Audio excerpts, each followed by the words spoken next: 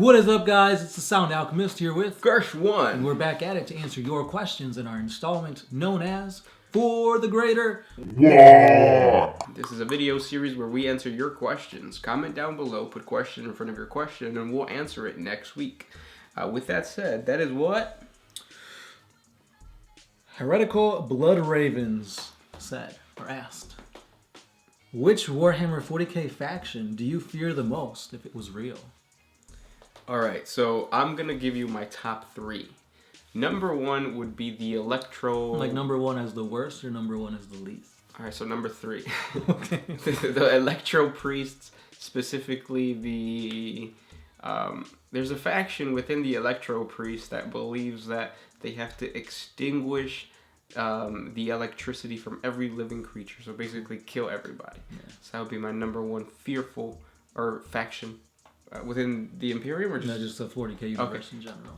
In that case, I ruined it by putting that one because that was not that scary. But the next one would be are they called witches or are they called mutants or gargoyles or something of the dark Eldar?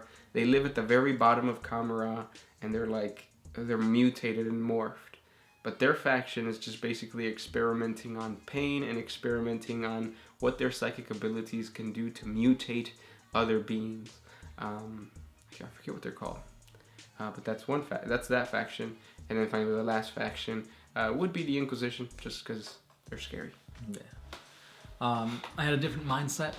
I was thinking probably the worst would be feral orcs, because they're just the least of the worst. Mm-hmm. My three would be feral orcs, because they can appear pretty much anywhere, and they're pretty much impossible to kill.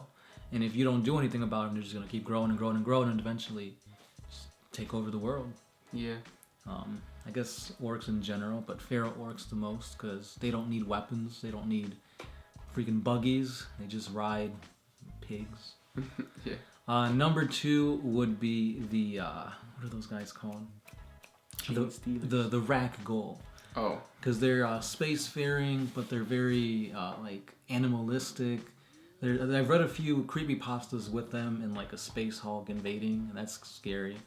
And lastly, the one thing I don't want at all to happen would be a Slaaneshi cult, because it's very easy to praise Slaanesh. Pretty much anytime you do it, you're giving power to Slaanesh. It's tempting. Yeah, and then eventually we're all gonna do one massive world orgy, and then Slaanesh will be birthed.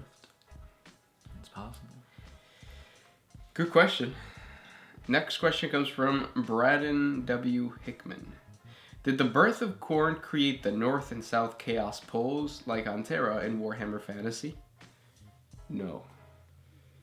I have not come across through my readings of the Warp anything about direction. The Warp is non-directional and non-time constraintative.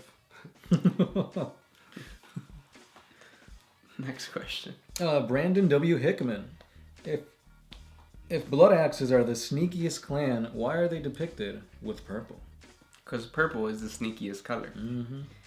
Next question comes from Sean Sitzer.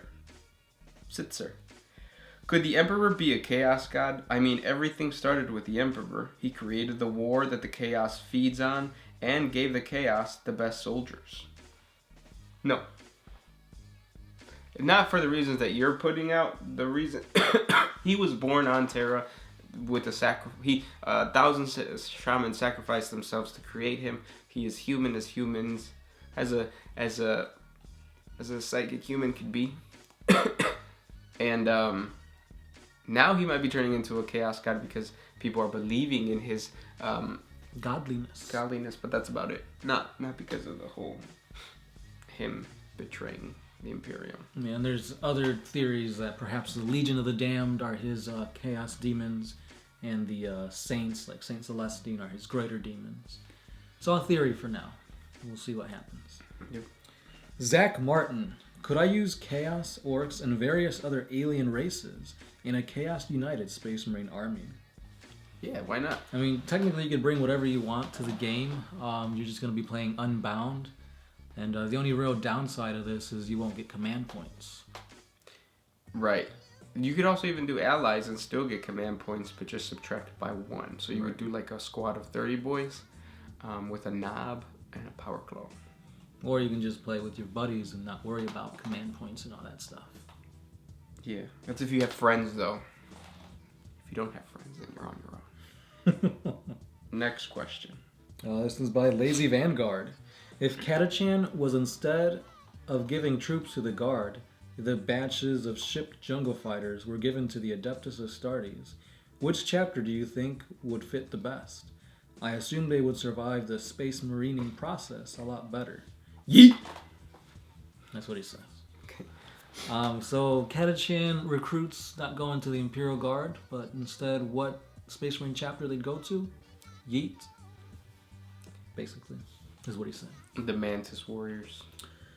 Yeah, because aren't they like, I wouldn't say jungle fighters, but they're kind of... Jungle fighters. Kind of jungle fighters. I would say... yeah, that, as far as I can think, that's the only ones that are befitting. Mm-hmm. There is a fan chapter called like the Jaguars or the Aztecs, something like that. What are they called? Space Jaguars? Space Jaguars. We covered something like that. That'd be very fitting because they're like jungly and all that stuff. Mm-hmm. I don't think jungly is a word. Next question comes from Totally Canon Malal. When the fuck am I going to get love from GW? Never, you're already retcon.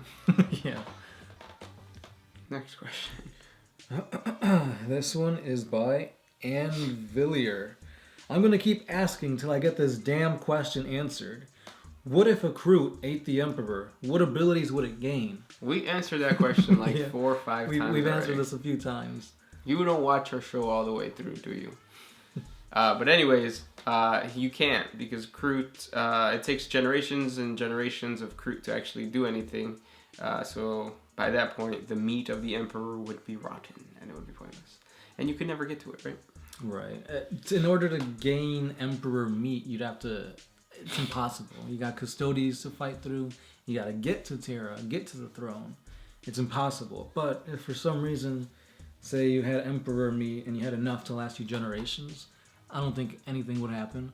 Probably as soon as a Kroot ate it, it would explode from like psychic residual energy or something. Next question comes from Daniel Nordberg. Do mech boys have to care about the machine spirit of a Gargant? Or isn't it present since they believe in it? Or do they simply not care? They don't care. They don't think about it. They just create. And it's killy and it's nice. That's it. Daka Daka. Next question. What do the... Oh, this one's by the real Kanye. Oh, shit. Kanye. What do the Eldar think of the Imperium being an inferior upstart race that basically took the whole galaxy? I assume they see them as lesser beings, but what are their thoughts on Primarchs, Astartes, etc.? Who? The Eldar? Yeah, I mean, Eldar look down on humanity in general. Being Astartes, they see them as primitive brutes. Primarchs, just generals of these primitive brutes. Mm-hmm. So, I mean, they see us as what, like slugs beneath us? Even though they came from slugs. Yep. So, yeah, we're foolish monkeys. That's what Freezer would call us. The next question comes from the Bible Man. So theoretically, could a strong enough Psyker take over a Tyranid Synapse creature like Dominatrix and have their own little Tyranid army?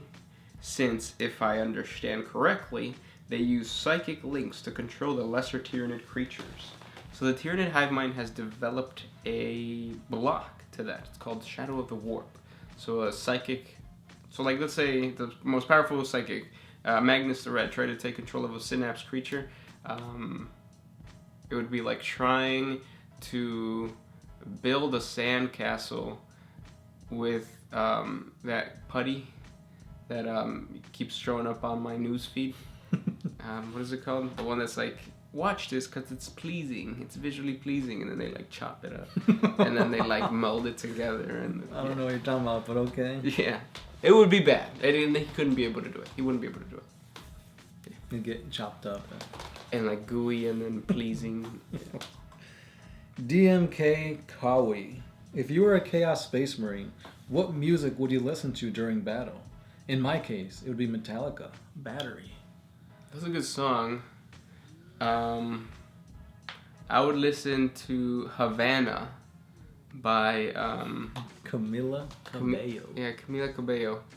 So it's like half your heart is in Cabana, Mhm. and the other half is like Killing the god, the false emperor worshipping, or the first false god worshipping people. I think mine would. I mean, since I'm a Tau player at heart, but I do following chaos, it would easily have to be 1,000 miles. Yeah. I would walk 1,000 miles and I would walk 1,000 more. Is that what the song Da says? da da da da da. That's what it does. Yeah, it does do that. I think that's all it says, right? I'm pretty sure there's more. That's what you just said. Yeah. Next question. Mr. Video Game. If all the Eldar and Dark Eldar start to pray to Kegara, will his power increase? And then could he be able to trick Slaanesh and fight her? Would this even be necessary to awaken Iniad? Couldn't Kegara just win? Iniad's already awoken. Yeah, that's true. But Kegara, I don't see Kegara as a fighter, because during that war where Slaanesh was killing off gods and whatnot, he fled into the webway. He's basically Loki, and even the most powerful version of Loki is not like an aggressive person. You saw what he did. He had a gem from, if you watch, the Marvel Cinematic Universe or whatever, Loki had the gem of one of the gauntlet or whatever. Mm-hmm. The Tesseract. The Tesseract, and he still got his ass beat. And that's not saying that the Laughing God would get his ass beat. I'm just saying the Laughing God is not the type of like go get him like that. Right. If anything, that would have been Kane, and Kane still got whooped. Yeah. I mean, he's alive, but he got beat. Mm-hmm. So if Kane couldn't do it, Kegara most likely wouldn't be able to. Exactly. Owen Wolfieson, what is your favorite unit in your own army and why? Ooh, that's a good question. That is a very good question. Mm. In my Space Marine army, it would have to be the Contemptor Dreadnoughts. I like the look of them. They're not always the best, but I just like how they look, and like just the aesthetic. Like picture them walking on the battlefield, and it's like it's just a cool image. I would say the Death Copters, because they look cool. Even though they're all broken and not finished painted. Yep, and they still look cool. They do, yeah. And they pack a really strong, powerful punch. They take down a lot of things. They got super beastly in this new edition. Yep, as of now, they make it to the end. Mm-hmm. They used to be the first ones out. Yeah. Now they're MVPs. Yeah, and I don't even use their hit and run special ability, which I will at some point. Yeah. And for my Tau, it's Farsight. I'd say Farsight is my favorite character in all of 40k, and he does pretty good. He can get in there and rumble with Gersh's orcs and sometimes not die. Well, now in 8th edition, he's definitely not going to die. Because orcs suck. Next question and last question comes from... We'll do Rodney Stillwell. What do you think about the street name Rodzilla? Yes, we hear Sigmar may be a lost Primarch, but I asked what if he is the Emperor in disguise. The lore said he kind of kept to the background, but sometimes leading man into hiding forms. Love you guys answer me, LOL. Okay, so Sigmar could have been the Emperor because the Emperor was supposed to be like always hiding, and he didn't come out until after the Age of Strife. Right. But I don't see that ever happening, like GW doing that lore-wise or whatever. Unless they did some cool-ass storyline or a warp rift opened up and like creatures from Warhammer Fantasy or Age of Sigmar can come into the 40k universe and they can fight. That way you can have Skaven fighting the Tau.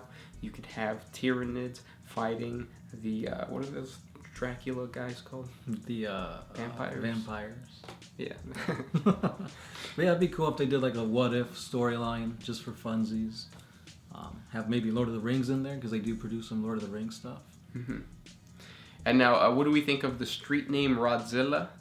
Too long. Yeah. When I think of Rodzilla, I think of a massive rod. And like Goku's power pole. With spikes. breathing blue flame into a creature's mouth.